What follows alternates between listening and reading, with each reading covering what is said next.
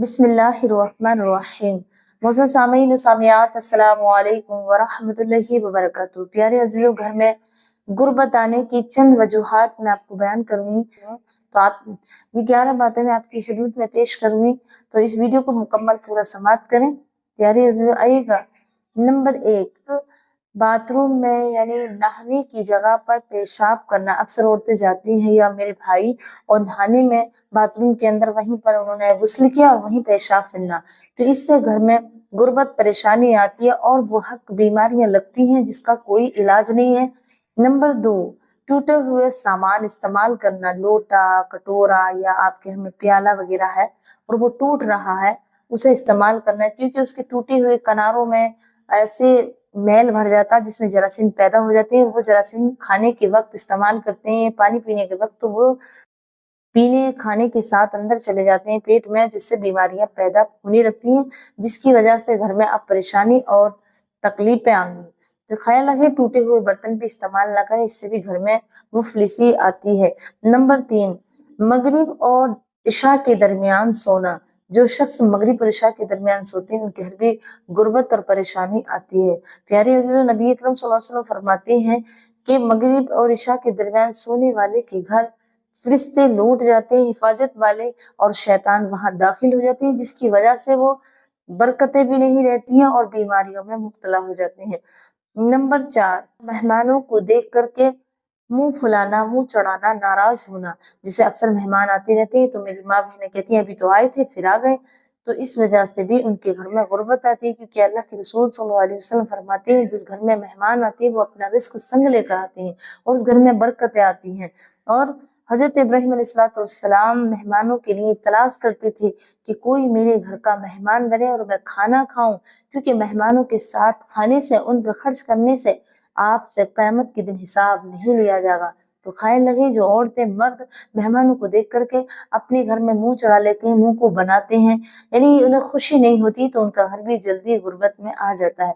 Number 5, आमदनी से ज्यादा खर्च करना। जो लोग आमदनी से ज्यादा खर्च करते हैं उनके घर में भी गुर्बत और परेशानी आ जाती है। वो इस वजह से कि आपकी आमदनी 20,000 है या 30,000 है और आप महीने से पहले ही खर्च कर दिया आपने 30,000 या 40,000, तो 2-4 हजार आप बढ़ती कर लेते हैं। तो जो लोग आमदनी से ज्यादा खर्च करते हैं, यानी आमदनी से आने से पहले ही इतना अपना बजट बना लेते हैं कि इतना खर्च होना है, और जब आ जाता है वो वक्त तो उसमें 2-4 हजार और ही खर्चे ज्यादा हो जाते हैं। तो ख्याल है, जितनी आमदनी है उससे अपने हाथ को खींच कर चलें, कम खर्च करें। कम जैसे कि आपने खाने में नई नई चीजें बना ली, लजीज महंगी, या कपड़े वगैरह वगैरह अंधुंध औरतें खरीद शॉपिंग कर लेती हैं, तो वो बजट देख कर चलें, भी जल्दी परेशानी और गुर्बत आ जाती है।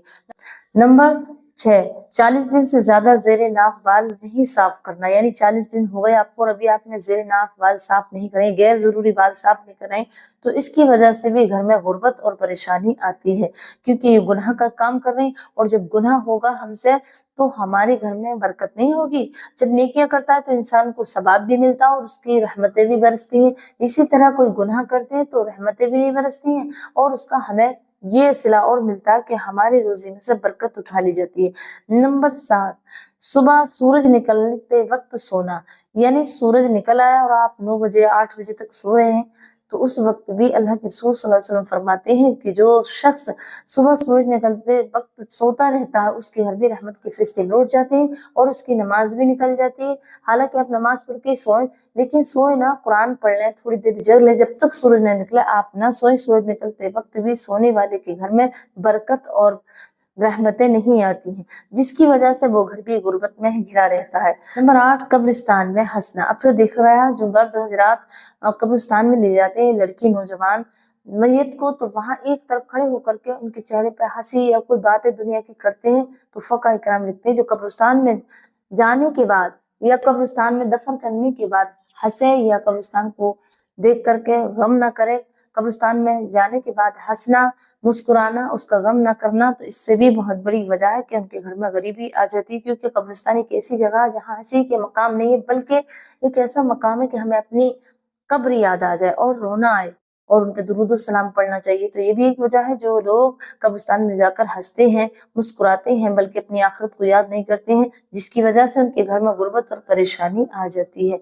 नंबर 9, बिस्मिल्लाह के बगैर खाना खाना। जो लोग बिस्मिल्लाह के बगैर खाना खाते हैं उनके घर में भी बरकत नहीं आती। अल्लाह के रसूल सल्लल्लाहु अलैहि वसल्लम इरशाद फरमाते हैं, जिस खाने पर बिस्मिल्लाह न पड़ी जाए वो खाना शैतान के लिए शरीक हो जाता है, और जिसकी वजह से वो खाना अब हमारे लिए बीमारी का सबब बनता है, जिसकी वजह से हमारे घर में गुर्बत और परेशानी आ जाती। तो ख्याल है जब भी खाना खाएं या घर में दाखिल हो तो बिस्मिल्लाह शरीफ जरूर पढ़ लिया करें, कि बिस्मिल्लाह के बगैर खाना खाना भी एक बीमारी को बुलाना है, शैतान उसमें शरीक हो जाता है।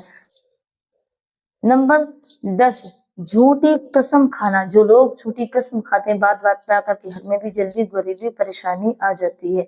तो ख्याल है झूठी कसम खाना वाला भी घर में अपने गुर्बत और परेशानियों को बुलाता है, क्योंकि अल्लाह के रसूल फरमाते हैं एक मोमिन तमाम गुनाह कर सकता है लेकिन जानबूझकर झूठ नहीं बोल सकता, तो झूठी कसम कैसे खा सकता है। तो जो कसम खाते हैं झूठी और ख्याल नहीं रखते हैं तो उनके घर में भी परेशानी गुर्बत बहुत जल्द आ जाती है, जिसकी वजह से वो घर अब रहमत बरकतों वाला नहीं है, बल्कि उस घर में कितना ही कमाया जाए अब उसमें बरकत नहीं होगी। नंबर 11, खड़े होकर के पेशाब फिरना। यानी अक्सर देखा गया है जो मेरे भाई जंगल में जाते हैं या कहीं ऐसी जगह है तो खड़े होकर के पेशाब फिरते हैं या पेड़ के नीचे पेशाब फिरते हैं।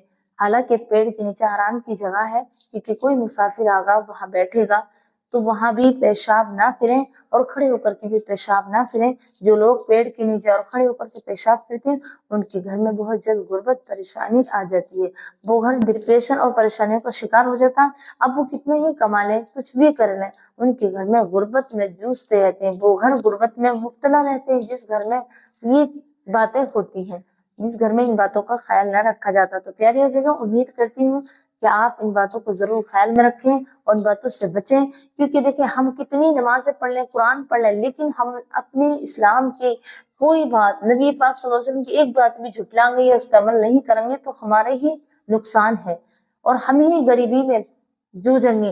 तो उम्मीद रखती हूँ कि आप जरूर इन बातों से बचें और अपने आप को इनमें अपने अंदर उतारें, कम से कम इन बातों पे अमल ना करें। उम्मीद रखती हूँ कि आप ये बातें समझ रहे हैं, तो मुझे अपनी दुआ में जरूर याद रखें। अस्सलामु अलैकुम व रहमतुल्लाहि व बरकातुहू।